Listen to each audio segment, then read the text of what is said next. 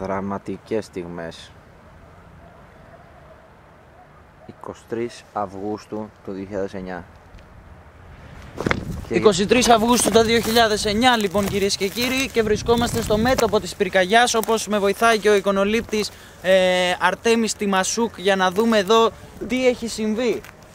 Φώτη, η φωτιά έχει ξεκινήσει, όπως είπαμε και το πρωί, από το Μαραθώνα και έχει κατευθυνθεί από τη Νέα Μάκρη και έχει φτάσει, όπως βλέπετε και στις οθόνες σας πίσω μου, μέχρι τα πρώτα κατοικήσιμα σπίτια εδώ στον Τράφη.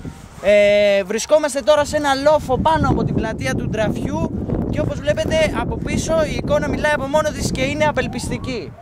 Τα πράγματα, Νίκο, έχουν...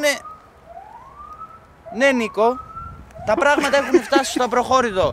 Οι πολίτες ζητούν τη βοήθεια της πολιτείας. Η πολιτεία προσπαθεί με πυροσβεστικά οχήματα, άντρες της αστυνομίας έχουν καταφτάσει, στρατός, πυροσβεστικά οχήματα, με όλα τα μέσα προσπαθεί να κατασβέσει την πυρκαγιά. Όπως βλέπετε η κατάσταση είναι ανεξέλεγκτη και εμείς κινδυνεύουμε σε λίγο να καούμε εδώ που είμαστε. Ναι, Νίκο, θα φύγουμε διότι κινδυνεύουμε και εμείς, μας έχει κυκλώσει η πυρκαγιά. Με τη βοήθεια του εικονολήπτη μας να πάρουμε ένα τελευταίο πλάνο, διότι αξίζει να πούμε, Νίκο, ότι τέτοιες φωτιές δεν έχουμε ξαναδεί στη χώρα μας, διότι αυτές οι φωτιές είναι ανεπανάληπτες, Νίκο. Ο λόγος είναι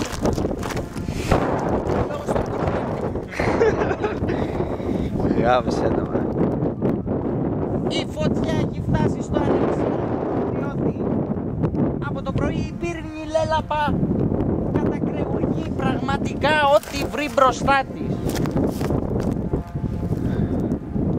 Πάνω Σόμπολος για το Mega Channel. Παρόλα τα αστεία, πρέπει να έχει καεί. Να έχουν καεί και σπίτια. Το είδαμε και αυτό πριν. Το είδα, ήμουνα εκεί. Το είδα. Ήμουνα με τον φίλο μου τον Αρτέμι και πήγαμε και εγώ ήταν ένα σπίτι. Μπήκαμε μέσα να βοηθήσουμε όπως μπορούσαμε.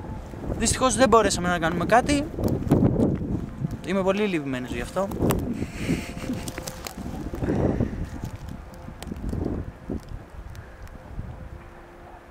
Αυτή είναι εκεί πέρα η Πεντέλη και η δεξιά πλευρά της Πεντέλης, η ανατολική πλευρά,